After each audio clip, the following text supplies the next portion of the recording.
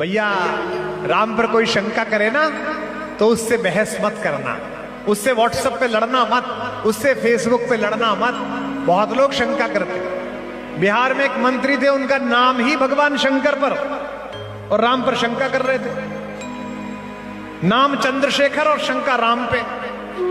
बोले राम हुए ही नहीं। मैंने कहा तुम हो गए और राम नहीं हुए, बताओ हैं? क्यों भैया, दद्दा हुए नहीं, अब पोता है गए।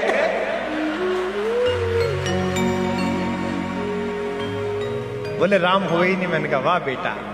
एक दक्षिण में है बालक, बुद्धि भ्रमित बच्चा, वो कहता है कि राम हुए ही नहीं और उसके दादा का नाम भगवान राम का पर्यायवाची करुणानिधि।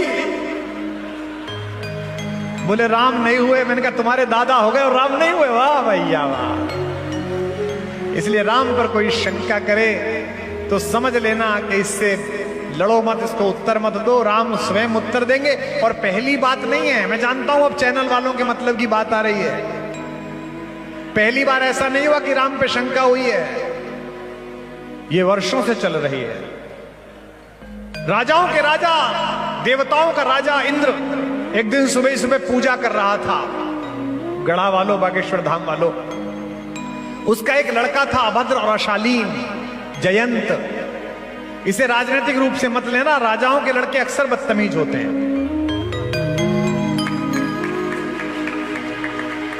आपने देखे होंगे ना राजाओं के लड़के, छतरपुर में चौराहे पे पुलिस वाले से लड़ते हैं। तू जानता नहीं मेरा बाप कौन है?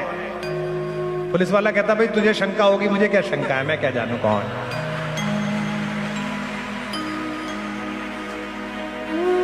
वो जयंत राजा का लड़का था।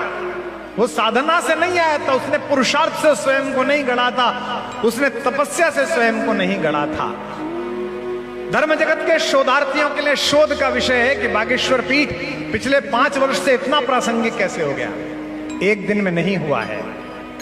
तपस्वी बाबा और सन्यासी बाबा ने अपने तप का बीज यहां गहरा गाड़ा है, जिसमें अपनी साधना और परिश्रम का पसीना इस नवयुवक ने लगाया है, तब जाकर यह वृक्ष खड़ा हुआ है जिसे बागेश्वर पीठ कहा जाता है।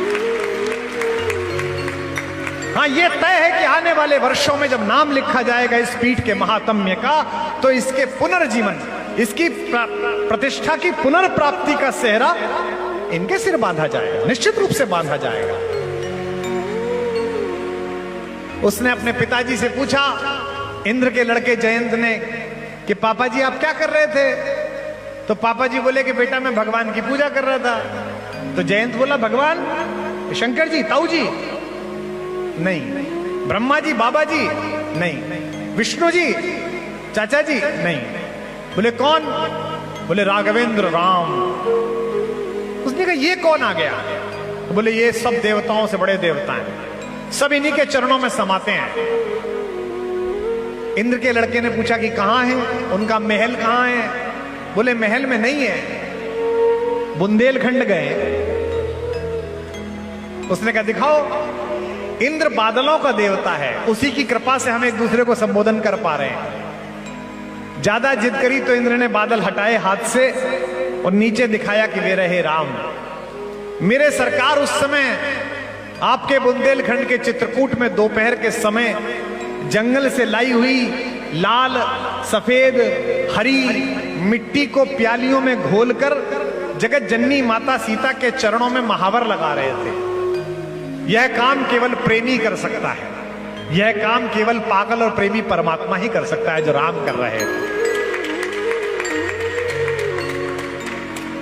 जैन से कहा कि देख वो रहा भगवान, वो उसकी पूजा करता हूं। लेकिन अगली बात पर आप फिर हंसेंगे। राजाओं के लड़कों की एक समस्या और होती है, वो अक्सर लोगों को उनके कपड़ों से तय करते हैं कि कितना बड़ा आदमी है। उसने कहा ये भगवान, ये वलकल पहने हुए, पैरों में बिवाई फटी पड़ी है, जटाजूट लट में बदल गई है, ये भगवान? पापा आपको कोई गलतफहमी हुई है, ये भगवान नहीं है। इंद्र ने कहा बेटा यही है जिनके कारण ये सब तामझाम चल रहा है।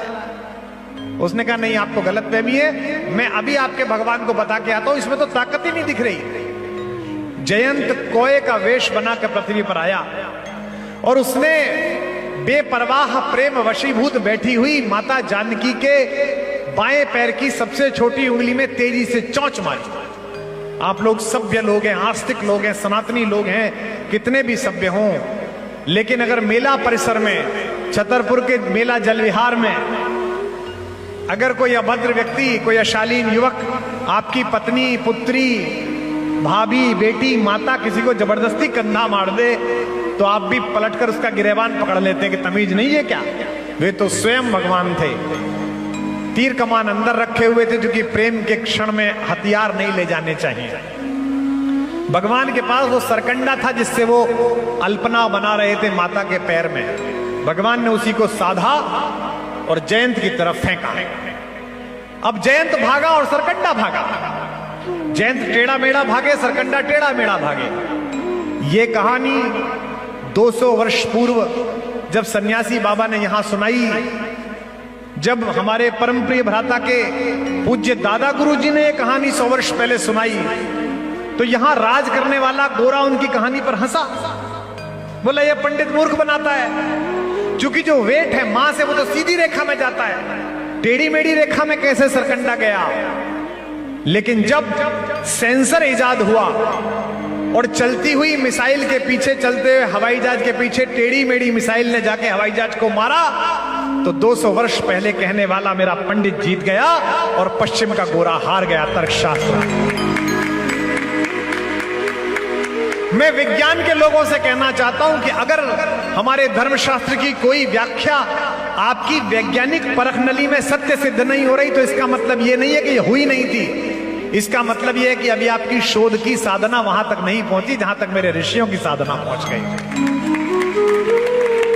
200 वर्ष पहले सन्यासी बाबा यहीं बैठ के, सन्यासी गुरु हमारे दादा गुरु जब ये कहते थे कि आकाशवाणी हुई, तो बुंदेलखंड का गवर्नर रेजिडेंट गोरा हंसता था कि आदमी दिख नहीं रहा, no man no voice, how this pandit is saying. उसे पता ही नहीं था कि बिना मनुष्य के भी आवाज आ सकती है। वो कहता था हो ही नहीं सकता, ऐसा कहता था 200 वर्ष पहले।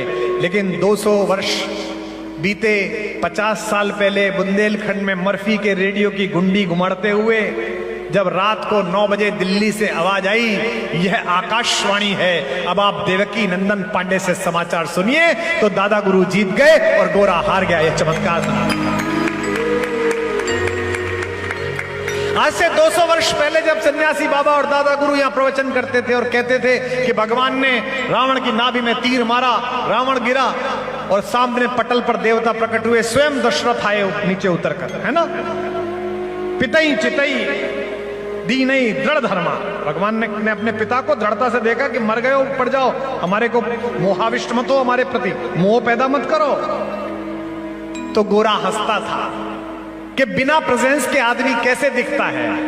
और आज जब विश्व के किसी भी देश में, जब सरयू के तट पर ये घूमने वाले जो द्रोण हैं, इनमें जलती हुई लाइट, लेजर लाइट जब बादलों पर राघवेंद्र सरकार का चित्र बना देती है, तो हमारे दादा गुरु जीत जाते हैं और गोरा हार जाता है।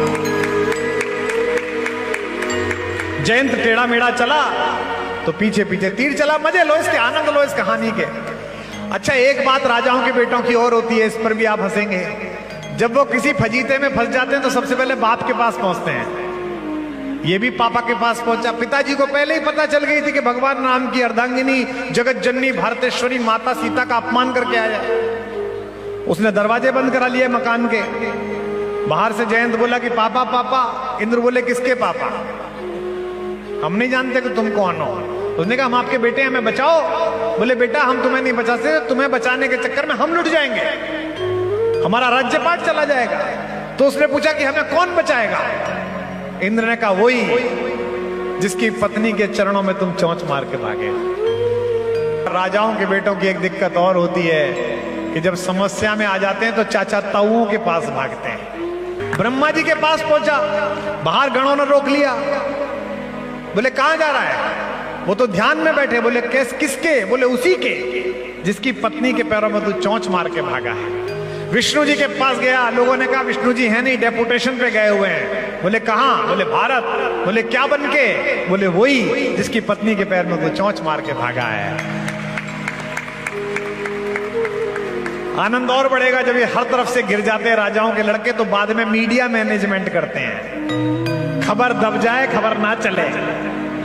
तो दुनिया के सबसे बड़े पत्रकार के पास पहुंचा, सबसे पुरातन पत्रकार कौन ना, क्या आपकी जनता है महाराज, बोलने से पहले बोलती है।